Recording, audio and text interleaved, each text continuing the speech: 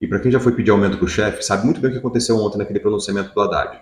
Aquele vídeo com cortes cinematográficos de pessoas segurando carteira de trabalho, pessoas trabalhando em si, isso tudo foi uma manipulação, foi uma narrativa para mostrar serviço e assim convencer a população de que eles estão fazendo algum trabalho. Mas vamos destrinchar um pouco sobre essa fala dele? O primeiro ponto de tudo é a limitação do salário mínimo, que antes era limitado pelo PIB e possivelmente a partir dessa medida ele vai ser limitado a 2,5% acima da inflação. O segundo ponto é a diminuição do abono salarial.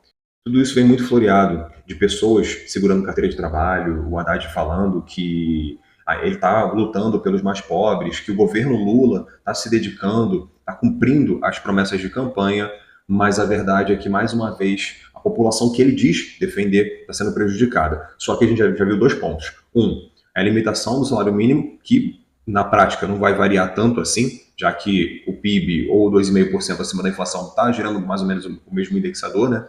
E o outro é o abono salarial, que agora está sendo reduzido. A outra questão é um pente fino nos benefícios sociais, nos programas sociais, que isso já deveria estar acontecendo há muito tempo, né? Na outra ponta, a gente vê mais uma vez o trabalhador sendo onerado, onde ele revisa as pensões dos militares. Estou dizendo que os militares são a classe prejudicada, são minoria, não. Mas a questão é, os militares realmente têm um maior salário? Se a gente olha a pauta dos militares, por exemplo, escala de serviço, atividade e entre tantas outras coisas, será que é justo mexer na previdência, na pensão deles, ao invés de mexer na pensão de quem realmente ganha os supersalários?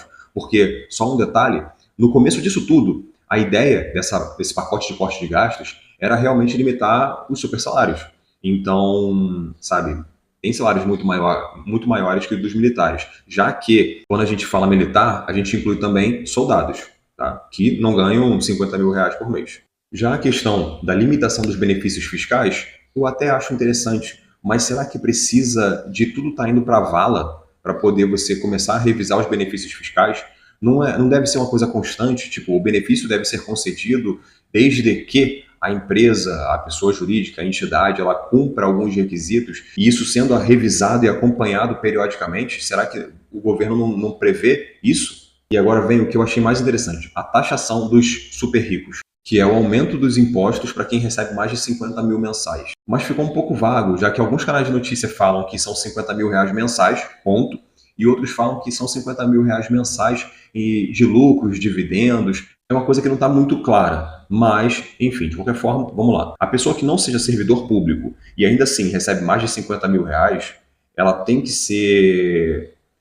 sofrer para que outra pessoa prospere. E no segundo ponto, a pessoa que recebe mais de 50 mil reais em lucros e dividendos, que seja, a pessoa poupou a vida dela inteira para ter acesso a um rendimento um pouco melhor, para não depender da previdência do governo. E porque ela limitou seus gastos, porque ela foi disciplinada, porque ela investiu, ela tem que ser punida. E essa expressão super ricos não é um pouco tendenciosa? Será que ela não está querendo lançar um pouco do viés, sabe, da visão do governo em cima das pessoas que têm um pouco mais de poder aquisitivo? Então quer dizer que todo legislativo e judiciário pode ser classificado como super ricos? E por fim, a gente vê a proposta que azeita tudo isso para que a gente consiga engolir, né? Que é a isenção do imposto de renda para quem ganha até 5 mil reais por mês. Essa proposta está na cara que foi só para tornar todo esse pacote aceitável para a população. Porque quando a gente olha todo o restante da proposta, a gente não tem como classificar isso como um pacote de corte de gastos, entendeu? O corte de gasto é do governo ou é da população? Quem tem que limitar seus gastos, que está endividado, é o governo ou é a população? A inflação da minha casa está de boa, e por aí? O problema é a inflação do Brasil. E a prova de que isso não é uma opinião isolada minha é que hoje eu estou gravando na sexta-feira, são meio-dia.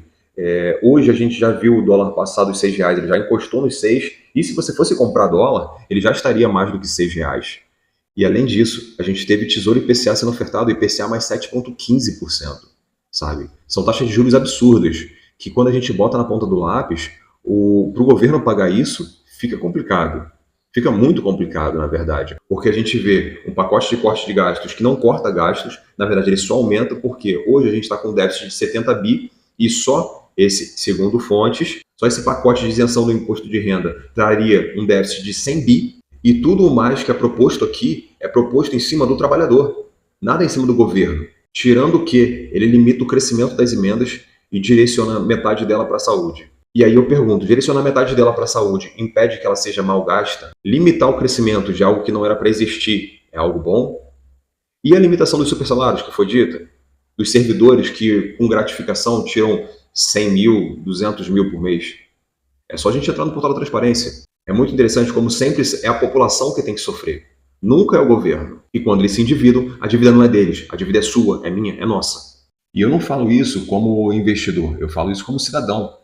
É o país em que eu vivo. A minha revolta não é porque eu acho que algum país X ou Y seja melhor que o nosso. A minha revolta é porque, do jeito que está, a situação só tende a piorar. Desatrelar a economia da política é a receita para o fracasso. Não tem como a gente olhar a política, e nisso eu falo políticas públicas e sociais, sem atrelar isso à economia. É viável economicamente fazer isso? Sabe, a gente tem que pensar um pouco. E não dá para olhar essa proposta e achar que está tudo perfeito. Quando, mais uma vez, quem sangra é a população, a própria carne nunca é cortada.